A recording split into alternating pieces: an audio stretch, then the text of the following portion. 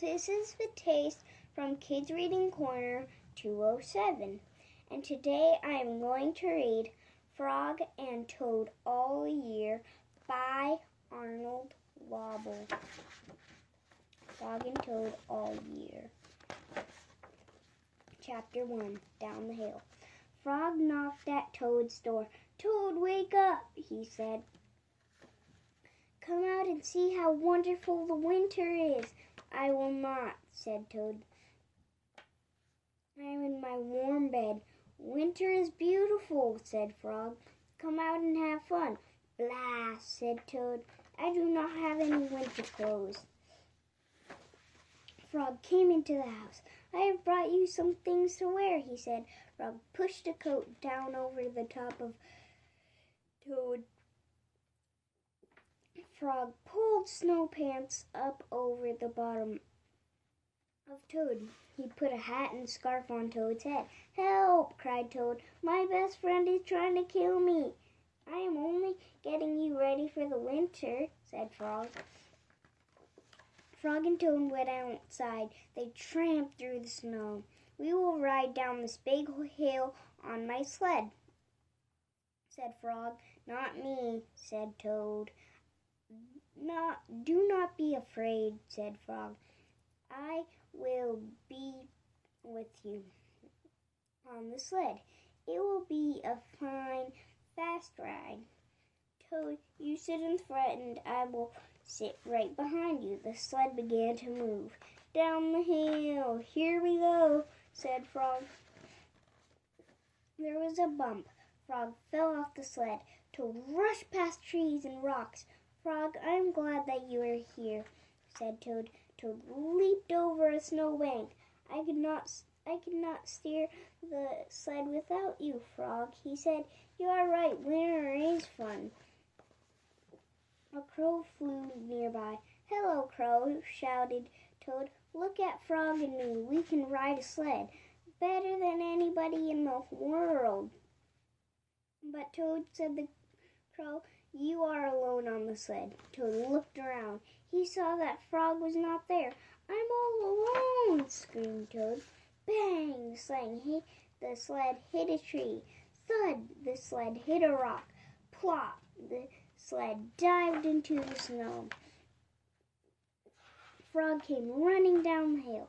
He pulled Toad out of the snow. "I saw everything," said Frog. "You did very well by yourself." "I did not," said Toad. "But there's one thing that I can do all by myself." "What is that?" asked Frog. "I can go home," said Toad. "Winter may be beautiful, but bed is much better." The Corner, Chapter 2. Frog and Toad were caught in the rain. They ran to Frog's house. "I'm all wet," said Toad. "The day is spoiled." "Have some tea and cake," said Frog. "The rain will stop. If you stand near the stove, your clothes will dry soon."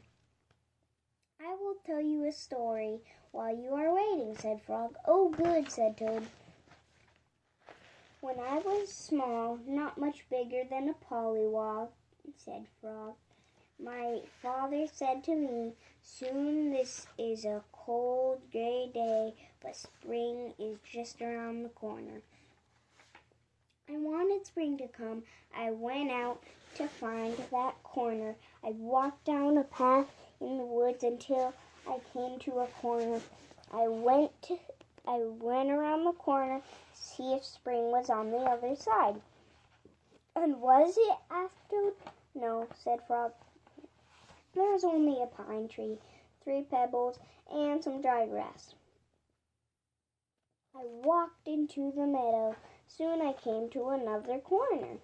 I went around the corner to see if spring was there." "Did you find it?" asked Toad. "No," said Frog. "There was only an old worm asleep on a tree stump. I walked along the river until I came to another corner. I went around the corner to look for spring." "Was it there?" asked Toad. "No," said Frog. "There was only some wet mud and a lizard who is chasing his tail. You must have been tired, said Toad. I was tired, said Frog, and it started to rain.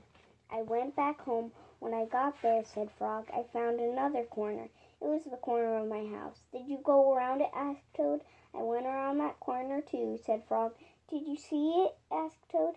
I saw the sun coming out, said Frog. I saw birds sitting and singing in a tree. I saw my mother and father working in their garden. I saw flowers in the garden. You found it, cried Toad. Yes, said Frog. I was very happy I found the corner. That spring was just around the corner. Look, Frog, said Toad. You were right, the rain has stopped. Frog and Toad hurried outside. They ran around the corner of Frog's house to make sure that spring had come again. Chapter 3, Ice Cream.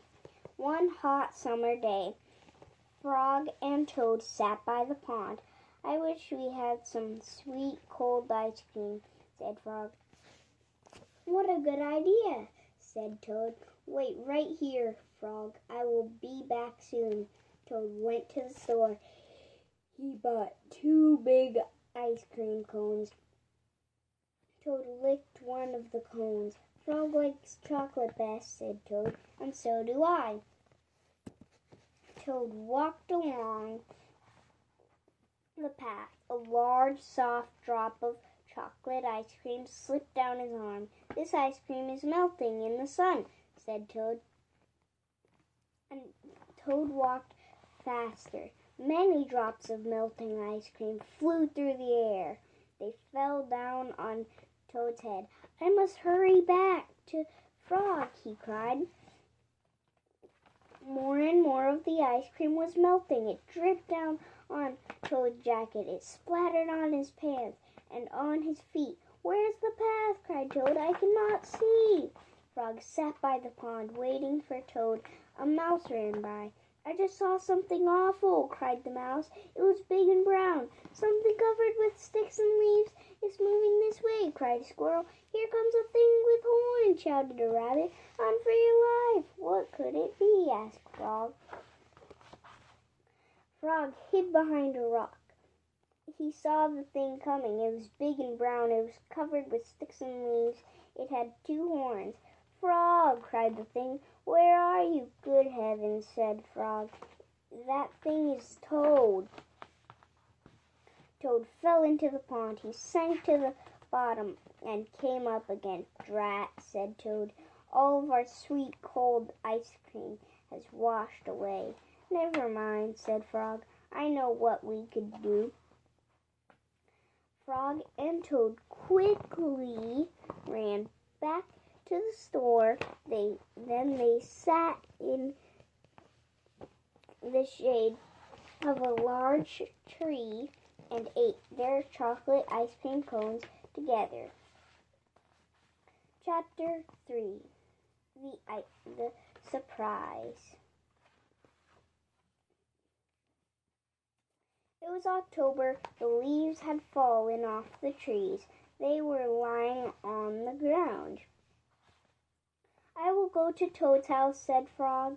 I will rake all of the leaves that had fallen on his lawn. Toad will be surprised.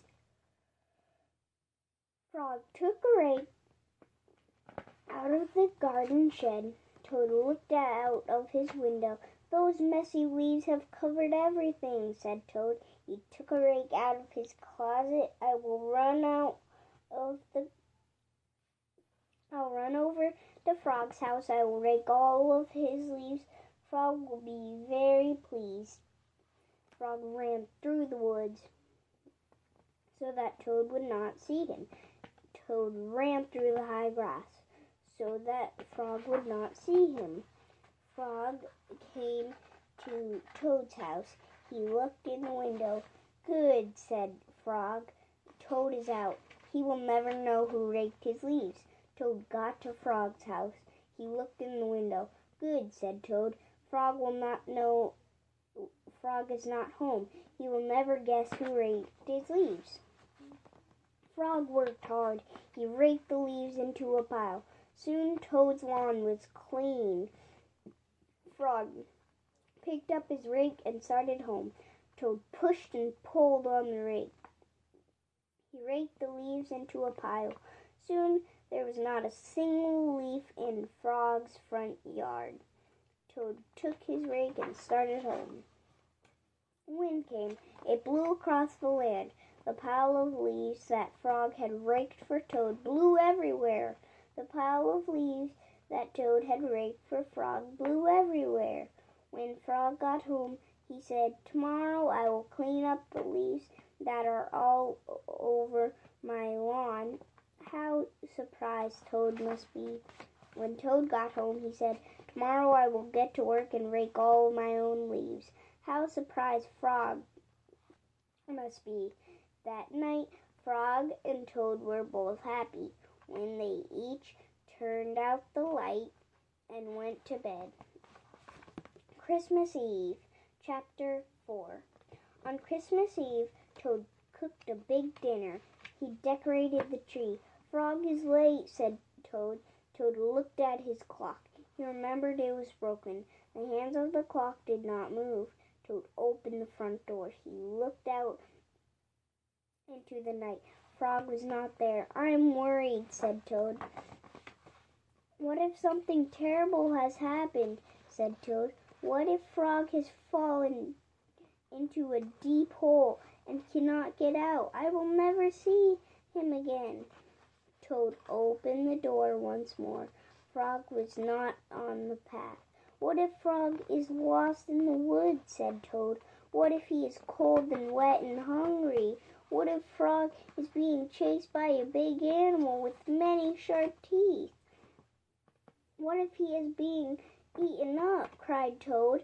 "My friend and I will never have another Christmas again."